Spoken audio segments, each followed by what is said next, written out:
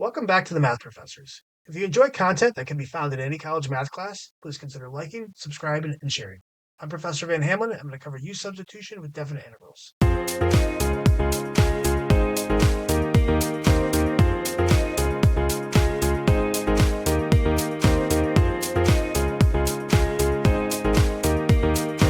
going to start out with this example. I is going to be the integral from 0 to pi over 2 of the cosine of x times the quantity 1 plus 2 sine of x, all squared. So this green function is graphed here. The interval from 0 to pi over 2 is shown. And then this blue I really represents, this area bounded by these things. Now, when I do a U substitution, I want to see what happens with the graph. And now I'll kind of explain. So let's just look at U. So U is going to be equal to 1 plus 2 sine of x. And then I know that my du is going to be equal to, well, the differential of this is going to be 2 cosine of x dx. Now, I know that I have this 1 plus 2 sine of x, but then I have a cosine of x dx, so I don't need two of these, so I'm just going to multiply both sides by a half. So 1/2 du is going to be equal to the cosine of x dx. So I can see my cosine of x dx.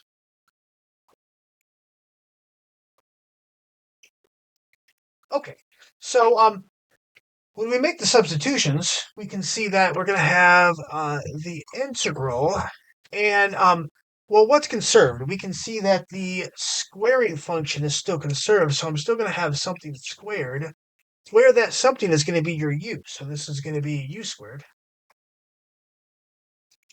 And then I know that the cosine of x dx is going to become 1/2 du, so this is going to be equal to 1/2 du. Now, the bounds are kind of like the new part of this. We already know how to do this U substitution, but what happens to these bounds? Because right now I have a function of x, and what we do know is that this is now a function of u. So instead of having over here, this is the x-axis, this is now going to become the u-axis. So, well, let's figure out how to do these bounds. Well, what function changes x's back into u's? So it would be this one right here. This really represents u of x. It's u is a function of x. So I can plug in 0. I can plug in pi over 2. I like to do the top first, the bottom second, so these are in order. So u of pi over 2 is going to be equal to 1 plus 2 sine pi over 2. The sine of pi over 2 is equal to 1. So this is 1 plus 2 times 1. So this will be equal to 3. Now, u of 0 is going to be 1 plus 2 sine of, 0. And sine of 0 is 0, so this should just be equal to 1.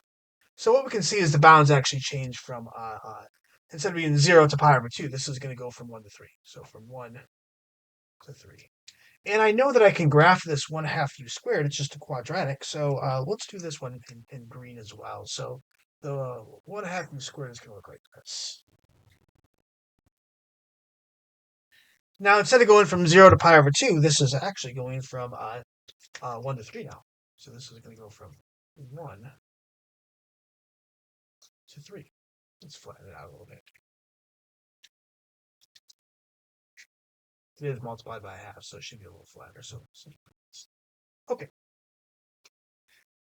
Now, what's interesting here is that this area here, this new area, represented by I, let's do this in blue. This new area here is still I. So that means that this area is the same thing as this area right here, which is also equal to I. Okay, so let's go and answer the question, Pat. So now that this thing is integrable, we can find this new blue area. This is going to be equal to, well, the antiderivative of u squared is u cubed divided by 3. So 2 times 3 is 6. This is going to be u to the 6 all over 3, evaluated at the new bounds. So this is going to be equal to cubed over 3. Let's fix that. I can't be really good with that.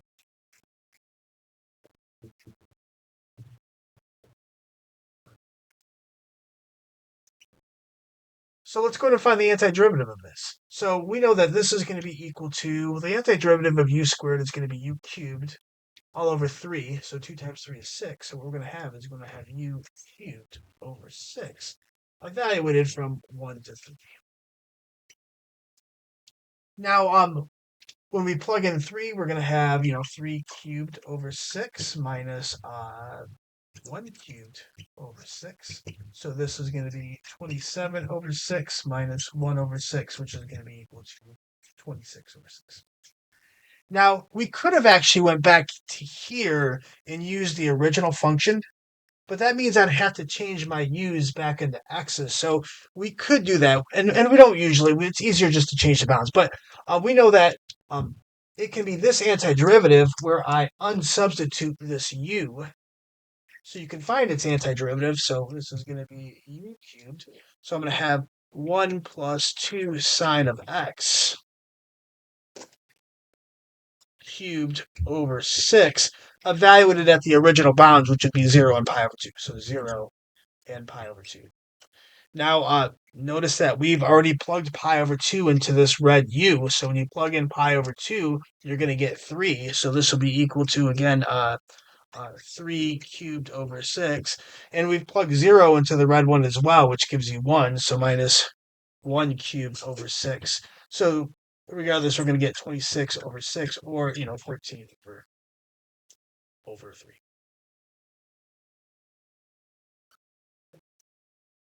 All right, so let's do a couple more examples just to get a feel for this.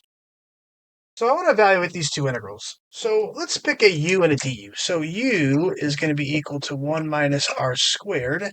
And then I have to find the differential. And remember, I'm choosing a u so that when I find its derivative or its differential, I want that to also be in the expression. So, du is going to be equal to, well, the derivative of this is minus 2r dr. And when I color these things up, I have 1 minus r squared, which is right here. And I have an RDR, not a negative 2 RDR. So what I'm going to do is I'm going to multiply both sides by negative half. Minus 1/2 du is going to be equal to RDR. So there's your RDR. Now, the new thing that we're doing in this lesson is we have to also substitute for the bounds, and we use our u to do that. So u of 1 is equal to 1 minus 1 squared, and then u of negative 1 is equal to 1 minus negative 1 squared. So in both of these cases, I get 0 back. So what we're going to get is we're going to get the integral from, well, 0 to 0. Let's write these things here. Of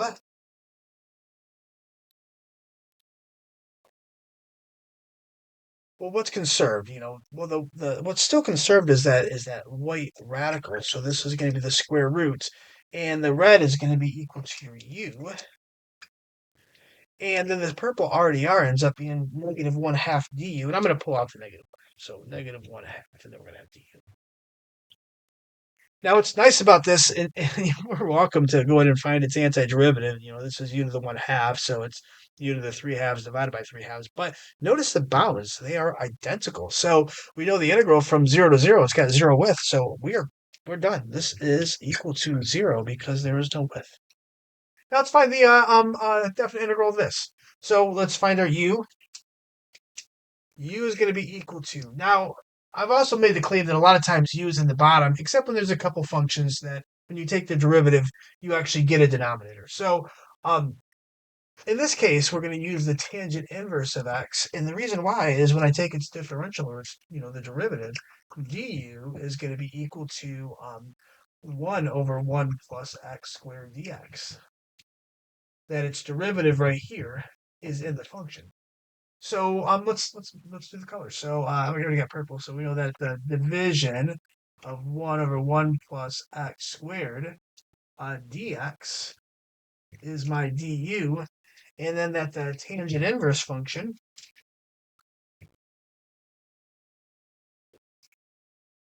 is your u. Now don't forget, we still have to do the bounds. So what is u of 1, and what is also u of 0? So the tangent inverse of 1 is going to be equal to pi over 4. And the tangent inverse of 0 is equal to 0. Now, how I know this is just you've practiced enough graphing of the tangent function probably by now. So you know the tangent function looks like this. So the inverse is, instead of going from x's to y's, they're going to go to y to x. So I know that at pi over 4, we get 1 back, right? So this is y is equal to the tangent function. So if you plug in pi over 4, you get 1. But if you do the inverse, if you plug in 1, you get pi over 4. And then it also goes to 0 from 0. Okay, so these are going to be the new bounds. We have pi over 4, and then we also have our 0. So now we have the integral from 0 to pi over 4. And what's conserved? Well, I don't see any other operations. All I can see is that the tangent ends up being u, and then the 1 over 1 plus x squared dx is just du. So it just gives us very easy to work with. So its antiderivative is going to be equal to u squared over 2 evaluated at these bounds. Now, what's nice about this is you could unsubstitute and use the original bounds again, but I don't. Why? We've already substituted. It's easier this way. So this is going to be equal to pi over 4 squared all over 2 minus 0 squared all over 2. So we have pi squared over 16 all over 2. So we're going to have pi squared over 32.